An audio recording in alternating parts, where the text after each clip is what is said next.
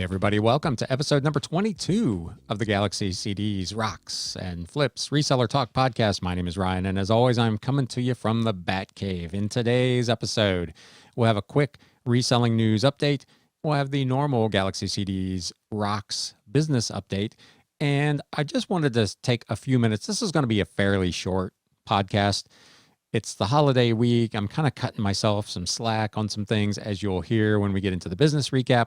But I just wanted to take a few moments to talk real quickly about things I am thankful for. So, for starters, in terms of just the reselling community, I'm thankful that this community exists. That as someone coming into this from the outside a little over a year ago, there were so many people through podcasts or YouTube channels or just even interpersonal interactions that were willing to help me get started in some way. Even if it's indirectly, a guy that makes a YouTube video like this, I'm not targeting a specific person out there, but making this kind of content available just generally for other people to consume, I think is incredibly valuable and welcoming for new resellers.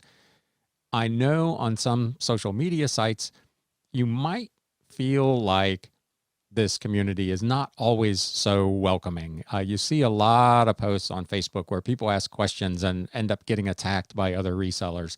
I don't think those folks are necessarily representative of the wider world of resellers. Most people that I've run into in this business seem to be really more than willing to help, more than willing to answer questions. And to all of those folks, I want to say thank you. Your help as I was getting started was invaluable. Same thing really with the YouTube and the podcast community. I can't say enough about how much I've learned about this process and how thankful I am that there are people out there that make content that answer specific questions about how to do these sorts of things. It's really amazing the amount that you can learn just by doing a YouTube search and finding videos from people discussing what cameras to use or what equipment to use for the podcast or how to do this technique. I mean, it's a remarkable time to be alive, to be honest. In a much broader sense, I'm thankful for all my friends and family, most of whom probably don't watch this or listen to this podcast, but I love you all anyway.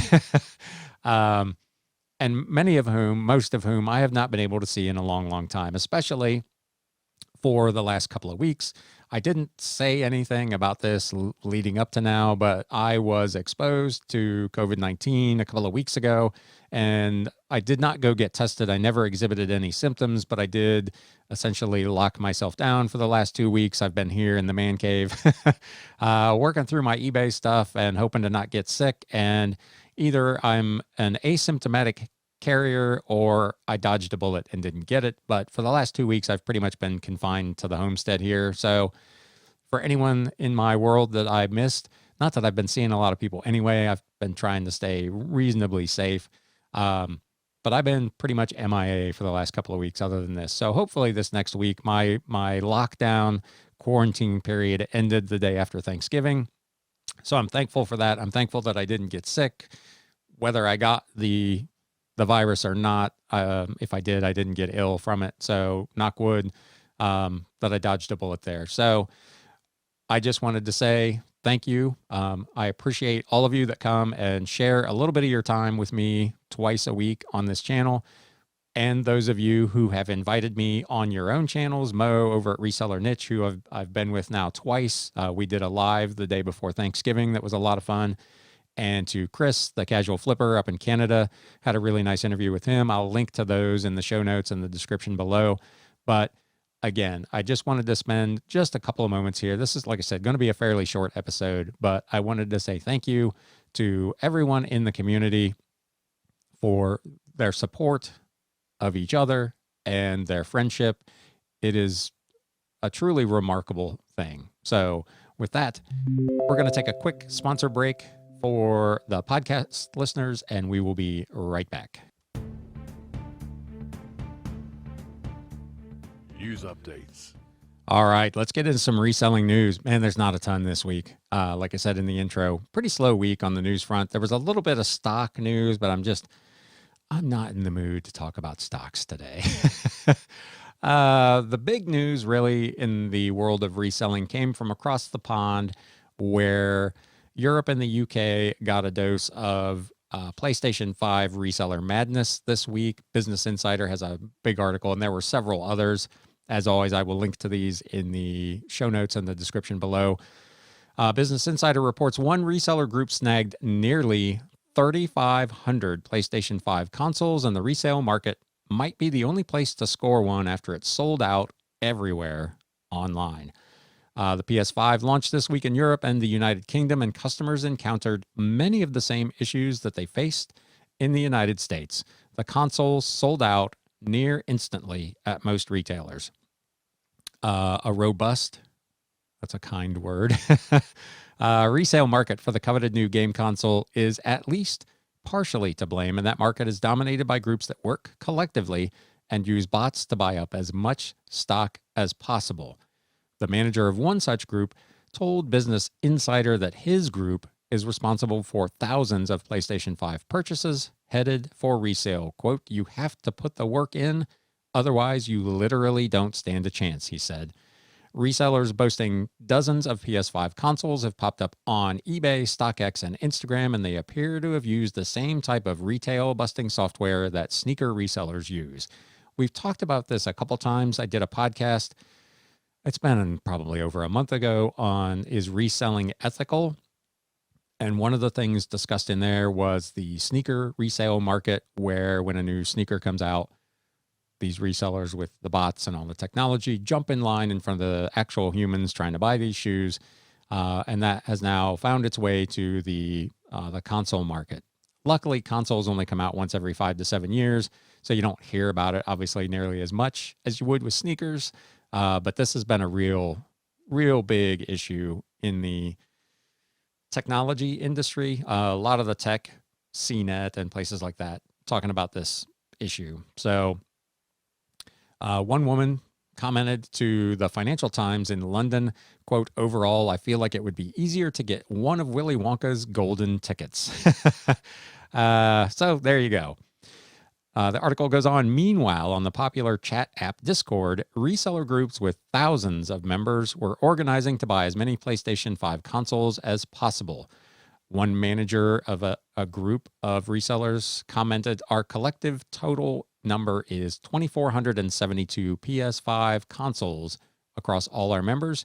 He added that just under 1,000 PlayStation console pre-orders had also been gotten back in September. So that gave them nearly 3,500 consoles to sell amongst all of their individual members. How were they so successful, the article asked. The manager from a site called Crep Chief Notify said, quote, "We knew where to go before they announced it." So this group has about 12 people, according to this article, on staff, and they do charge a subscription fee to their reseller members to give them a variety of different information and services, but this obviously is one of the big ones. When the pandemic got started, one of their tasks was to develop some software to help them find and identify hot selling product before other people could get it. What they did was wrote some code that monitors other sites, and as soon as that site pings that they have inventory for a particular item in stock, a notification goes out to all of their members that item X is available at site Y, and then those individual folks activate their bots to go in and snap everything up. So it's a pretty sophisticated setup that they've got running, and obviously highly effective. They were watching all sites, and as soon as they dropped stocks, the bots kicked in, and he said it almost 100% guarantee that you would get at least one unit from this thing. So pretty impressive. The site goes on to say the bots were at least partially responsible for repeatedly crashing Walmart's website when PS5 stock had been replenished, and that they are partially responsible for the shortage of the goods. So again, like we talked about in previous podcasts, I'm not totally sure how I feel about this. I'm all about trying to have some kind of edge, but this probably blurs the line for whether or not it's ethical.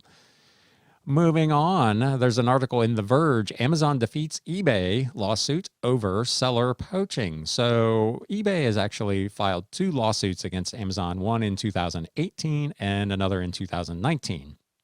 The complaints allege that Amazon employees signed up for eBay accounts under false pretenses and then used eBay's internal messaging system to try to recruit sellers to leave eBay and go to Amazon.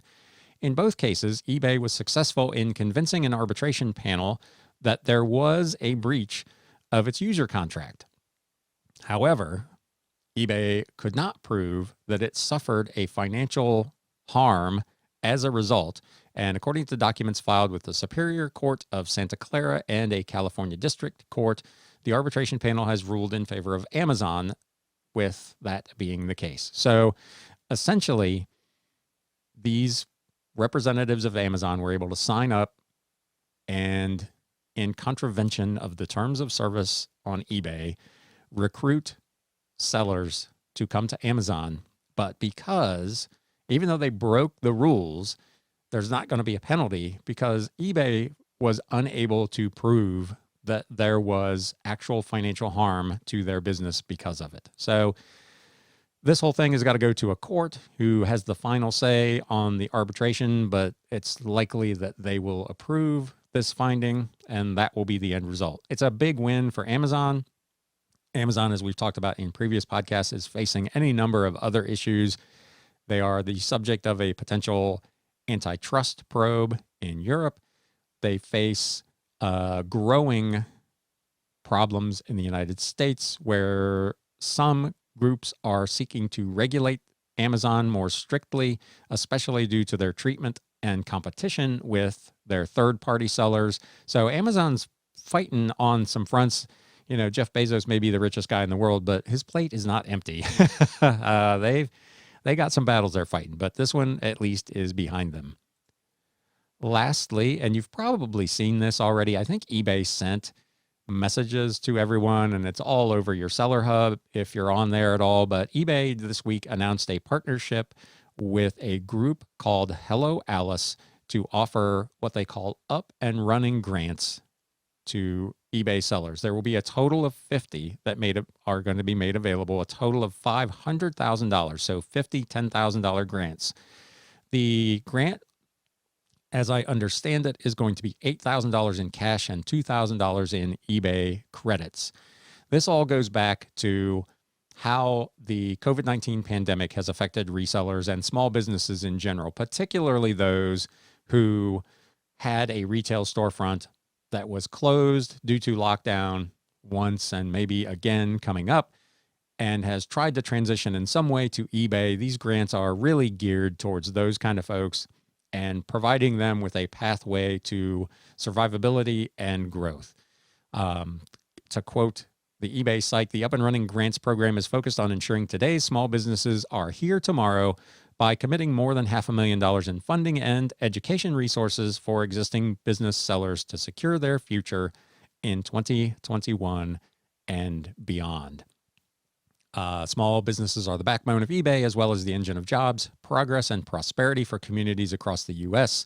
This program comes at a time when small businesses need investment and empowerment most, said Jordan Sweetnam, the GM and Senior VP of eBay North America. The program, like I said, is in conjunction with a group called Hello Alice. They are an organization dedicated to connecting diverse small business owners nationwide with resources, opportunities, and each other. All applicants will be invited to join their online community. It's more than an invitation. You essentially have to sign up in order to complete the grant application. But it's an interesting community. They offer peer-to-peer networking. They have their own internal kind of COVID-19 selling and small business resource packet. They have learning opportunities. So there's a ton of stuff there. It's a really pretty interesting organization I'd not heard of prior to this. So the application process itself opened on November 23rd, and it runs through Friday, December 11th.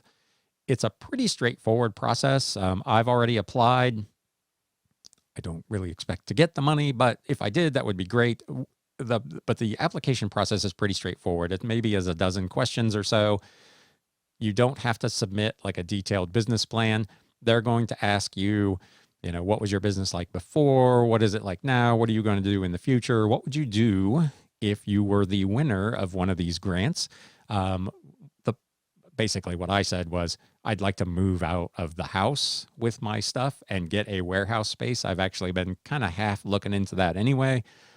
This grant would allow me to make that expenditure to buy the fixtures and everything I would need to outfit a space. So that was kind of when I submitted my application, that's the path that I took.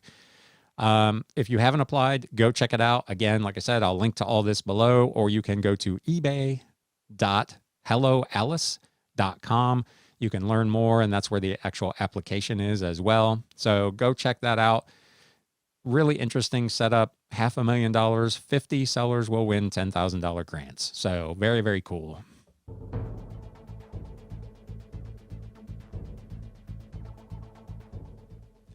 So speaking of business, this isn't a grant. This is what I actually earned for the week. I gave myself kind of a break this week with it being the holiday week. Normally my Saturday, Sunday listing goal is 10 per day, just enough to kind of keep the algorithm going. I gave myself that same goal for Thanksgiving since it was my last day of self-quarantine and it was the holiday. I did 10 listings and I fooled around with some other stuff and I ate some frozen pizza because this guy knows how to party. So that was my Thanksgiving, but I didn't spend all day doing listings. So for the week, I set a goal of 150 listings and that's what I was able to achieve. So I was reasonably happy with how that went. Sales for the week, as we talked about in this space last week, Black Friday, Thanksgiving, this weekend, last year for me was not any big deal. For a lot of resellers, it'll be a similar experience. It depends on what you're selling. I don't necessarily have a ton of stuff that is new and giftable. I've got some really cool old antique books and stuff like that people might give, but nothing that's going to be particularly out of the ordinary that would cause a big spike for an event like Black Friday. So I was surprised at how the week broke down by day, but I wasn't surprised at the end what the numbers ended up looking like. So Saturday night into Sunday was really strong, as I mentioned last week. Monday a little less so, Tuesday a lot less so, Wednesday was a Deadsville. It was terrible. Thursday, Thanksgiving Day, actually was surprisingly good. And then it kind of ratcheted up a little bit over the weekend, but nothing fantastic. It essentially, at the end of the week, was a normal week. So sales, $13.08 and 39 cents. So right on target for what it's been doing pretty consistently for about the last 6 months. Cost of goods sold for the week, just $41.45, which left my gross profit percentage at a fairly tidy 96.83%, $1,266.94. Operating expenses for the week totaled $580.52. They were a little bit high for the week. I had to order again thank you / business cards. I needed new toner for a laser printer that I use for packing slips, invoices, and other documents. So I had some extraordinary expenses this week. Not a ton. It was $80 odd. So otherwise, this would have been right in line with kind of a normal week. That left my net profit for the week at 52.46%. So as always, the target is 50%. I'm hearing from a lot of other resellers that that's kind of the number they shoot for as well. A lot of us get there in different ways. A lot of folks sell big items that bring a lot of cash, but maybe a little less margin. There's a lot of ways to skin a cat.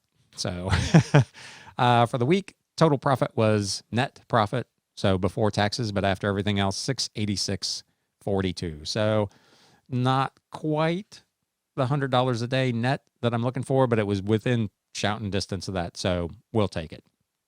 With that, I said this was going to be a short one for the holiday. I'm going to wrap it up. I hope you had a great holiday. I hope your business is going well. Let me know in the comments what's going on with your business. And for my man, Francisco, who pointed out that I missed this on Wednesday's YouTube video, and now it's time to sell. Thanks, guys. Hey, everybody. Thanks for spending a little time with Galaxy CDs, Rocks, and Flips. If you'd like to spend a little more time, there's another video in the upper right-hand corner. If you'd like to spend a lot more time, you can subscribe down below.